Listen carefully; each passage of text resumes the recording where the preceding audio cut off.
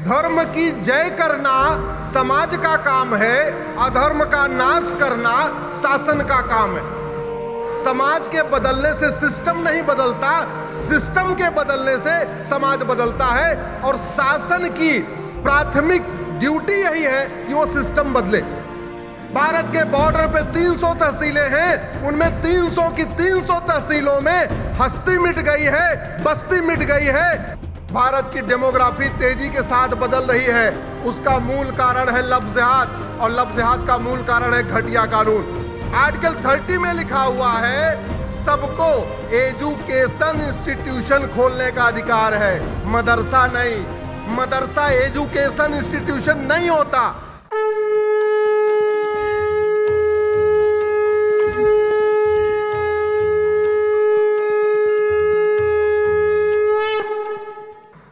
अधिवक्ता अश्विनी उपाध्याय जी, आप सर्वोच्च न्यायालय के अधिवक्ता हैं और एक प्रखर राष्ट्रनिष्ठ और धर्मनिष्ठ अधिवक्ता है जो हिंदू हित की रक्षा के लिए समर्पित कर्मयोगी है।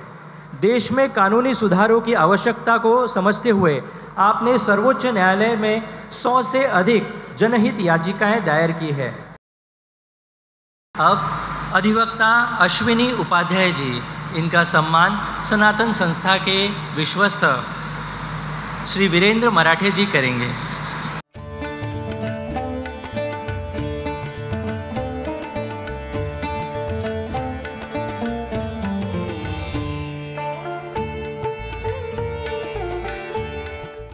अब हमें अधिवक्ता अश्विनी उपाध्याय जी संबोधित करेंगे।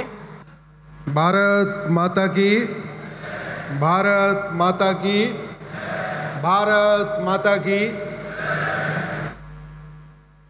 सर्वप्रथम मंच पर उपस्थित सभी गुरुजन को प्रणाम करता हूं।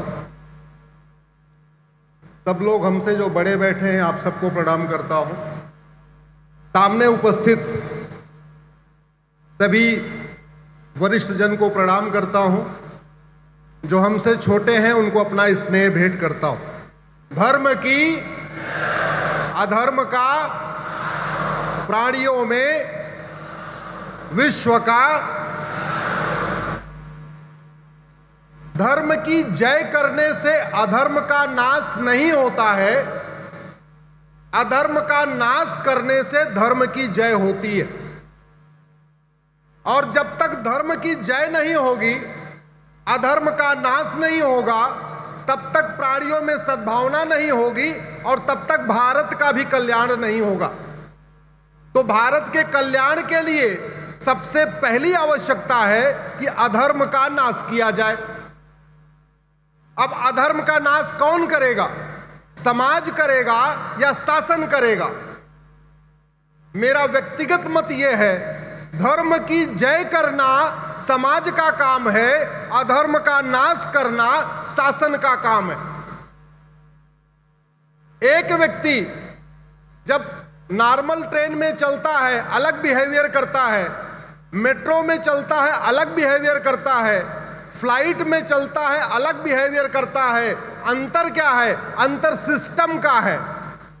जैसे जैसे सिस्टम बदलता है व्यक्ति उसके हिसाब से व्यवहार करता है। इसलिए मेरा यह मानना है कि आप सिस्टम बदलिए, समाज अपने आप बदलेगा। समाज के बदलने से सिस्टम नहीं बदलता, सिस्टम के बदलने से समाज बदलता है। और शासन की प्राथमिक ड्यूटी यही है कि वो सिस्टम बदले। घटेंगे तो कटेंगे, जोर से बोलिए, घटेंगे तो कटेंगे। जब जब घटे तब तब कटे, जहां जहां घटे वहां वहां कटे। पिछले 2500 साल में 25 टुकड़े हो गए, पिछले 200 साल में 7 टुकड़े हो गए। एक कहावत है, खासतौर पे कवि बोलते रहते हैं, कुछ बात है कि हस्ती मिटती नहीं हमारी। अरे भैया, तुम्हारी हस्ती मिट गई, तुम्हारी बस्ती मिट गई। दुर्योधन का ननिहाल गंधार, जहां 1805 में पंडित नंदराम टिक्कू प्रधानमंत्री थे, वहां एक भी हिंदू नहीं बचा। हस्ती मिटी, बस्ती मिटी। राजा भरत का ननिहाल कैके, जहां से माता कैकेयी आई थी, वो आज की डेट में पाकिस्तान कहलाता है। हस्ती मिट गई, बस्ती मिट गई, मल्लद्वीप मालदीव बन गया, पूर्वी बंगाल बांग्लादेश बन गया। हस्ती मिटी, बस्ती मिटी। भारत के अंदर आ जाइए, भारत में 28 राज्य हैं, 8 केंद्र शासित प्रदेश हैं, टोटल हो गए 36। 36 में से 9 राज्यों में हस्ती भी मिट चुकी है, बस्ती भी मिट चुकी है। भारत में 800 जिले हैं, उसमें से 200 जिलों में हस्ती मिट चुकी है, बस्ती मिट चुकी है। भारत में 6000 तहसीलें हैं, उसमें से 1500 तहसीलों में हस्ती मिट गई है, बस्ती मिट गई है। भारत के बॉर्डर पे 300 तहसीलें हैं, उनमें 300 की 300 तहसीलों में हस्ती मिट गई है, बस्ती मिट गई है। चाहे वो महाराष्ट्र का बॉर्डर हो, चाहे वो गुजरात का बॉर्डर हो, चाहे राजस्थान का बॉर्डर हो, चाहे उत्तराखंड का बॉर्डर हो, चाहे उत्तर प्रदेश का बॉर्डर हो, चाहे वो बंगाल का बॉर्डर हो, चाहे असम का बॉर्डर हो। ऐसा कौन सा बॉर्डर है जहां बॉर्डर की तहसील पे हस्ती और बस्ती नहीं मिट गई है? और बट कैसे हो रहा है? दुनिया में सबसे ज्यादा लव जिहाद भारत में होता है। 1000 बेटियां प्रतिदिन लव जिहाद का शिकार हो रही हैं। समाज क्या कर लेगा जाग के? अगर कोई लव जिहादी फर्जी अकाउंट बना के फर्जी नाम से वो ट्रैप कर रहा है, तो फर्जी अकाउंट को गंभीर अपराध घोषित करना यह शासन का काम है।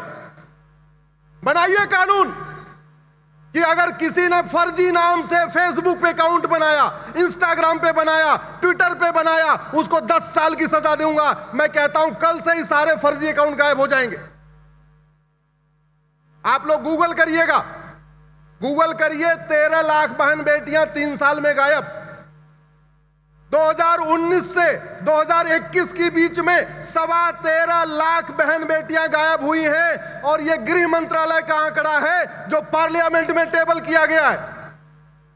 3 साल में 13.25 लाख मतलब 4.25 लाख बहन बेटियां पर ईयर, और वो आंकड़ा बढ़ते बढ़ते अब 5 लाख पर ईयर हो चुका है।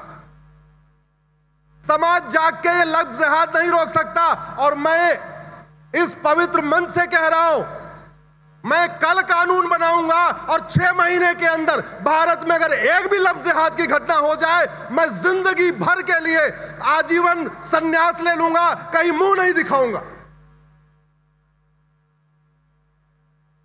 भारत में प्रतिदिन 1500 हिंदुओं का धर्मांतरण हो रहा है गुरुदेव। 1500 हिंदुओं का धर्मांतरण हो रहा है, 1500 परिवारों का। एक परिवार में 7 और 8 आदमी मान के चलिए, यानी प्रतिदिन 10,000 हिंदुओं का धर्मांतरण हो रहा है। धर्मांतरण कैसे हो रहा है? धर्मांतरण अपने आप में सबसे अच्छा प्रोफेशन हो गया।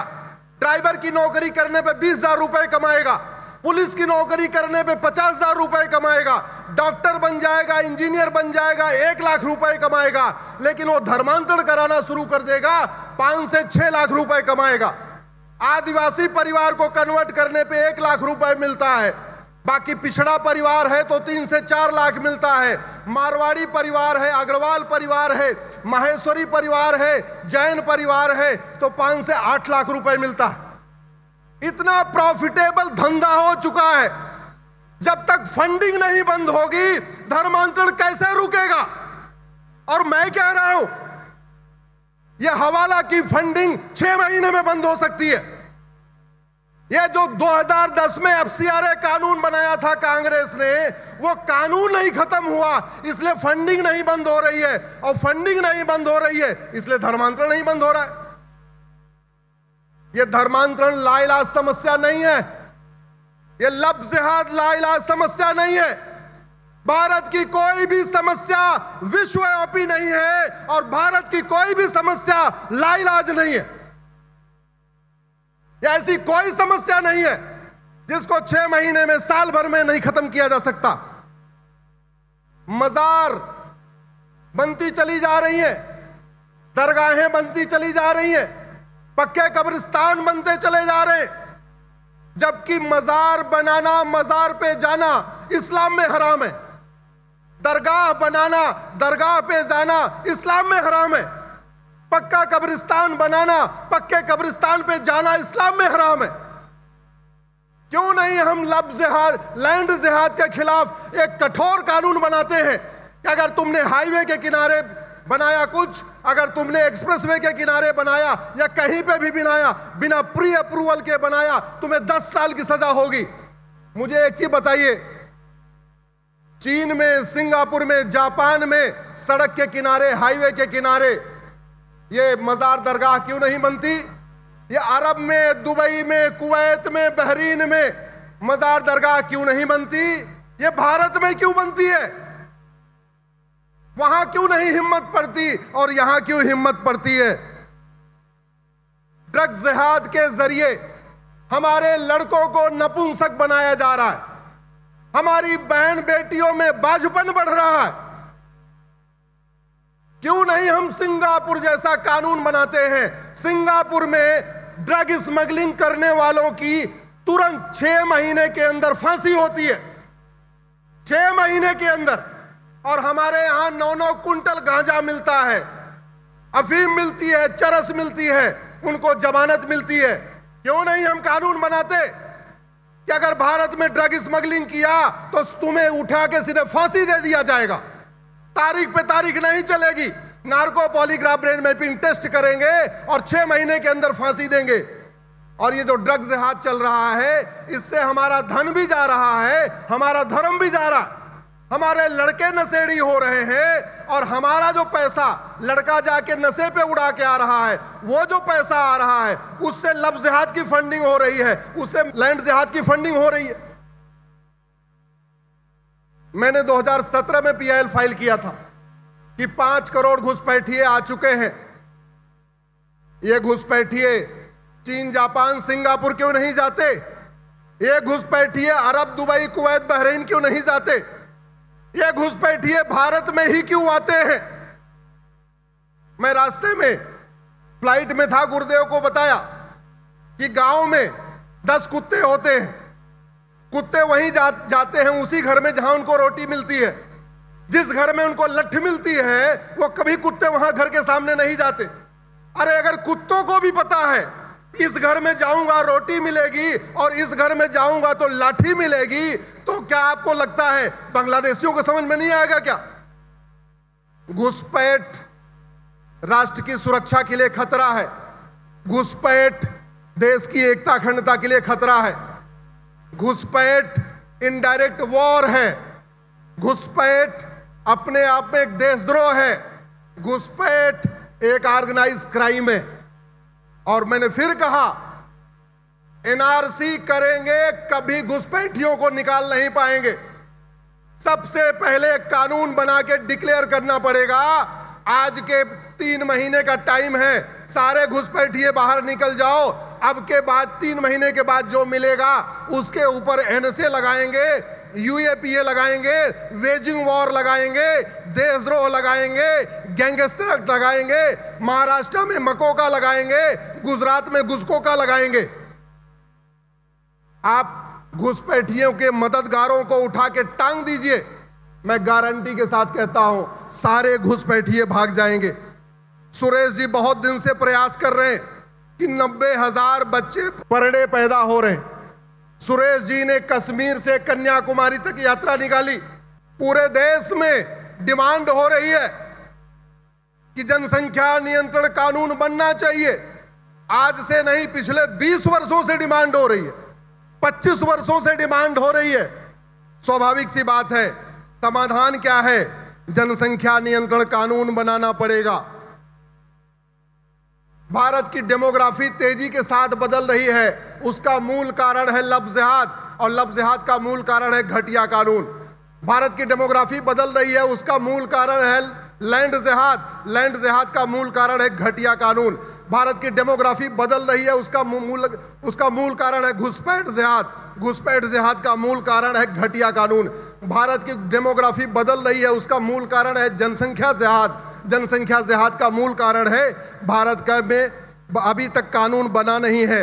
और एक बात जरूर मैं कहना चाहूंगा, इस संविधान का उपयोग करके भारत के संविधान को खत्म करने की बहुत बड़ी साजिश चल रही है। भारत के लोकतंत्र को उपयोग करके भारत के लोकतंत्र को खत्म करने की साजिश चल रही है। भारत के सेकुलरिज्म को उपयोग करके सेकुलरिज्म को खत्म करने की साजिश चल रही है। तो समाधान तो शासक को ही करना पड़ेगा। सबसे पहले यह समझना पड़ेगा, धर्म जोड़ता है, रिलीजन तोड़ता है। संविधान की शपथ लेने वालों को लगता है धर्म रिलीजन है, रिलीजन धर्म है। इस पे गुरुदेव मेरी PIL चल रही है कि पहले आप प्राइमरी के चैप्टर में धर्म क्या है, रिलीजन क्या है, इसको पढ़ाइए। संविधान धार्मिक स्वतंत्रता देता है, मजहब की बहुत आंशिक स्वतंत्रता देता है। लेकिन सुप्रीम कोर्ट के जजों ने, जिनके दादा बैरिस्टर, पिताजी बैरिस्टर, उनकी पूरी पढ़ाई कॉन्वेंट में, उनको धर्म और रिलीजन का अंतर नहीं पता। वो धर्म को रिलीजन समझ रहे हैं, रिलीजन को धर्म समझ रहे हैं। अरे भैया, संविधान धार्मिक स्वतंत्रता देता है, रिलीजन की बहुत पार्शियल स्वतंत्रता देता है। दूसरा कंफ्यूजन क्या हो रहा है, सारे रिलीजन एक समान है। न वेद पुराण पढ़ा, न बाइबल कुरान पढ़ा, और कह रहे हैं सारे रिलीजन एक समान है। कह रहे हैं सारे स्कूल समान है। न अपने बच्चे को गुरुकुल में पढ़ाया, न अपने बच्चे को मदरसे में पढ़ाया। गुरुकुल में क्या पढ़ाया जाता है पता नहीं, मदरसे में पढ़ाया जाता है क्या पता नहीं, और फिर भी कह रहे हैं सारे स्कूल एक समान है। और एक ब्लंडर गुरुदेव माननीय विधानसभा अध्यक्ष जी बैठे हुए, आज मैं इस गोवा की पवित्र भूमि से एक नया विषय छेड़ रहा हूं सुरेश जी, और मैं चाहता हूं इस पे पूरे देश में चर्चा हो। मैंने पहले कहा था इस भारत के संविधान में वक्फ नहीं है, फिर वक्फ बोर्ड, वक्फ ट्रिब्यूनल क्यों चल रहा है? आज मैं कह रहा हूं भारत के संविधान में मदरसा नाम का शब्द ही नहीं है। फिर ये मदरसा कैसे खुल रहे हैं, ये मदरसा बोर्ड कैसे बन रहा है, ये मदरसे की डिग्री को वैलिड कैसे माना जा रहा है? अरे संविधान का आर्टिकल 27 माननीय विधानसभा अध्यक्ष जी, आर्टिकल 27 कहता है कि मजहब को प्रमोट करने के लिए 1 रुपए खर्च नहीं करोगे। याद रखिएगा, धर्म को प्रमोट करने पर रोक नहीं लगाइए, मजहब को प्रमोट करने पर रोक लगाइए। आर्टिकल 28 कहता है किसी भी सरकारी स्कूल में कोई मजहबी टीचिंग नहीं होगी। हमारे संविधान की शपथ लेने वालों ने सोचा ये जो मजहबी टीचिंग की बात हुई है, रिलीजियस टीचिंग की बात हुई है, ये तो गीता और रामायण की बात हुई है। अरे गीता और रामायण धार्मिक ग्रंथ है, धार्मिक ग्रंथों को पढ़ाने से नहीं रोका है। बाइबल और कुरान को पढ़ने से रोका गया है आर्टिकल 28 में, लेकिन आर्टिकल 28 की गलत व्याख्या हो रही है। और तीसरा, आर्टिकल 30 के नाम पे भारत में मदरसे चल रहे हैं। मैं चाहूंगा सब लोग एक बार गूगल करके आर्टिकल 30 को पढ़ें। आर्टिकल 30 में लिखा हुआ है सबको एजुकेशन इंस्टीट्यूशन खोलने का अधिकार है, मदरसा नहीं। मदरसा एजुकेशन इंस्टीट्यूशन नहीं होता। एजुकेशन इंस्टीट्यूशन मानवता सिखाता है, एजुकेशन इंस्टीट्यूशन वसुधैव कुटुंबकम सिखाता है, एजुकेशन इंस्टीट्यूशन सर्वमंगल मांगल्य सिखाता है, एजुकेशन इंस्टीट्यूशन सर्वे भवन्तु सुखिनः सिखाया जाता है। मदरसे में ऐसा कुछ नहीं सिखाया जाता। इसलिए आर्टिकल 30 जहां शब्द उपयोग किया एजुकेशन इंस्टीट्यूशन को, हमारे संविधान की शपथ लेने वालों ने उसको मदरसा समझ लिया। और ये गलती डिस्ट्रिक्ट कोर्ट के जजों ने नहीं किया, ये गलती माननीय सुप्रीम कोर्ट के जजों ने किया। क्यों? क्योंकि उनकी पढ़ाई कॉन्वेंट में हुई, उनको धर्म और रिलीजन का अंतर नहीं पता। ये उत्तर प्रदेश का मदरसा बोर्ड का मैटर आया, जस्टिस चंचूड़ को पता नहीं क्या जल्दीबाजी पड़ी थी, सीधे सीधे पिटीशन सुना और सुन के उन्होंने इलाहाबाद हाई कोर्ट ने उसको खारिज किया था, मदरसा बोर्ड को भंग किया था, उन्होंने उसको अप्रूव कर दिया। मैं आज इस गोवा की पवित्र भूमि से भारत के सभी वर्तमान जजों से और सभी रिटायर्ड जजों से पूछता हूं, संविधान के किस पन्ने पे मदरसा लिखा हुआ है? संविधान के किस आर्टिकल में मदरसा लिखा हुआ है? अरे संविधान तो कहता है मजहबी तालीम मत दो, संविधान तो कहता है मजहब को प्रमोट करने के लिए 1 रुपए खर्च मत करो। मदरसा मजहबी तालीम देता है, मदरसा मजहब को प्रमोट करता है, मदरसा मानवता को प्रमोट नहीं करता। और एक बात मैं कहना चाहूंगा, ये कांग्रेस के द्वारा बनाए गए घटिया कानून है, आपको दिख रहा है ये।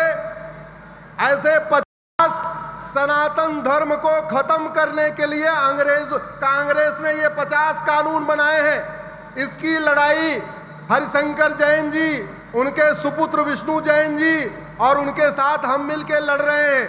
आप लोग भी अब आग्रह करिए 1950 के पहले सभी बने कानून खत्म हो और 1950 के बाद कांग्रेस के द्वारा बनाए गए ये हिंदू विरोधी 50 कानून खत्म हो। न मजहब के आधार पे नियम हो, न मजहब के आधार पे कानून हो, न मजहब के आधार पे वक्फ बोर्ड हो, न मजहब के आधार पे वक्फ ट्रिब्यूनल हो, न मजहब के आधार पे माइनॉरिटी मिनिस्ट्री हो, न मजहब के आधार पे माइनॉरिटी कमीशन हो, न मजहब के आधार पे लोन हो, न मजहब के आधार पे वजीफा हो, न मजहब के आधार पे मदरसा हो, न मजहब के आधार पे जामिया हो। मजहब के आधार पे अगर कुछ भी छूटा तो याद रखिए 75 साल पहले मजहब के आधार पे विभाजन हुआ था। अगर एक भी नियम कानून मजहब के आधार पे चलेगा तो दूसरे विभाजन की नींव तैयार करेगा। इसलिए मजहब के आधार पे कुछ भी नहीं होना चाहिए। भारत में संविधान होना चाहिए। संविधान का मतलब संविधान, एक देश एक विधान, सबके लिए समान विधान, मजहब के आधार पे कोई विधान नहीं। हम कितने बड़े खतरे में हैं गुरुदेव। पाकिस्तान से ज्यादा मुल्ला भारत में है, पाकिस्तान से ज्यादा मौलवी भारत में है, पाकिस्तान से ज्यादा मदरसे भारत में है, पाकिस्तान से ज्यादा मरकज भारत में है। और एक बात जिसमें मैं सुरेश जी का चाहूंगा, एक विशेष बिंदास बोल होना चाहिए। दुनिया का सबसे बड़ा जमाती संगठन का हेडक्वार्टर भारत में है। एक बार आप लोग गूगल करके देखिए, biggest jamaat of the world, उस biggest jamaat of the world करेंगे फिर पता चलेगा उसका मुख्यालय भारत में है। जिसको अरब ने बैन किया हुआ है, जिसको कजाकिस्तान ने बैन किया हुआ है, जिसको किर्गिस्तान ने बैन किया हुआ है, उसका हेडक्वार्टर संसद और सुप्रीम कोर्ट से 3 किलोमीटर की दूरी पे हजरत निजामुद्दीन में है। हम किस खतरे में बैठे हुए हैं शायद हमें समझ में नहीं आ रहा है। मेरा मानना है, पहली बात तो सरकार को धन्यवाद दूंगा, आपने ऑपरेशन सिंदूर चलाया। जिन हमारी 26 बहन बेटियों का सिंदूर उजड़ा था उसका बदला लिया। लेकिन भारत में अंदर जो हमारे हिंदू कम हो रहे हैं उस पर भी सर्जिकल स्ट्राइक करिए।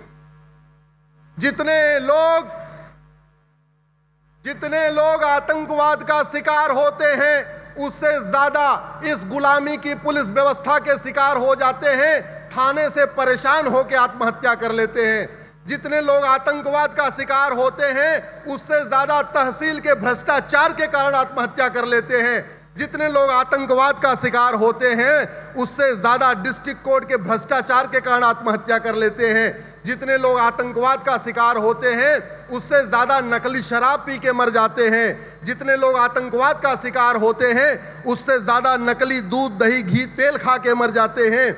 जितने ज्यादा आतंकवाद के शिकार होते हैं उससे ज्यादा ड्रग्स जिहाद के शिकार हो जाते हैं। और मैंने पहले कहा था, साल में 5 लाख बहन बेटियां गायब हो रही हैं। यह गृह मंत्रालय का आंकड़ा है, पार्लियामेंट को बताया गया है। अब समय आ गया है गुलामी की व्यवस्था को बदला जाए। अब समय आ गया है हेट स्पीच को डिफाइन किया जाए। अब समय आ गया है दुनिया की भारत जितनी भी मजहबी किताबें हैं उनको रिव्यू किया जाए, क्या उसमें हेट स्पीच फैलाई जा रही है क्या। ये आप इसका एक लॉन्ग टर्म विजन है, इसका एक लॉन्ग टर्म विजन है। अब समय आ गया है माइनॉरिटी को डिफाइन किया जाए। गुरुजन, मैं आप लोगों से पूछता हूं, अल्पसंख्यक किसको कहेंगे? अल्पसंख्यक की यूनिट क्या होगी? अरे जिसकी संख्या कुछ हजार में हो या जिसकी संख्या कुछ लाख में हो, चलो मान लिया जिसकी संख्या 1 करोड़ हो उसको अल्पसंख्यक मानेंगे। करोड़ों के यूनिट अल्पसंख्यक नहीं होती। इसलिए इस अल्पसंख्यक बहुसंख्यक को खत्म करने की जरूरत है। अब समय आ गया है धर्म और रिलीजन को डिफाइन करने की जरूरत है। अब समय आ गया है भारत में जस्टिस विद इन ईयर लागू करने की जरूरत है। अब समय आ चुका है कि भारत के गुलामी के नाम मिटाए जाएं, गुलामी के निशान मिटाए जाएं। एक बार आप लोग मेरे साथ जोर से बोलिए, आप पीछे पीछे बोलिए, हमें चाहिए आजादी। जोर से बोलिए, पूरा मंच हाथ उठा के बोले। मैं अपने कैमरामैन के साथियों से कहूंगा, मंच को थोड़ा दिखाइए, पीछे इस विशाल जनमानस को जरूर दिखाइए। हमें चाहिए आजादी। एक बार सब लोग खड़े होके बोलिए, मैं आगे आगे बोल रहा हूं। गुलामी के नाम से, गुलामी के निशान से, गुलामी की कुरीतियों से, गुलामी की कुप्रथाओं से, गुलामी की शिक्षा से, गुलामी की पुलिस व्यवस्था से, गुलामी की न्यायिक व्यवस्था से, लब जिहाद लैंड जिहाद से, रोहिंग्या और बांग्लादेशी घुसपैठियों से, अफगानी पाकिस्तानी घुसपैठियों से, ड्रग जिहाद करने वालों से। बहुत बहुत धन्यवाद, बहुत बहुत आभार। भारत माता की, भारत माता की जयतु जयतु हिंदू राष्ट्रम, जयतु जयतु हिंदू राष्ट्रम।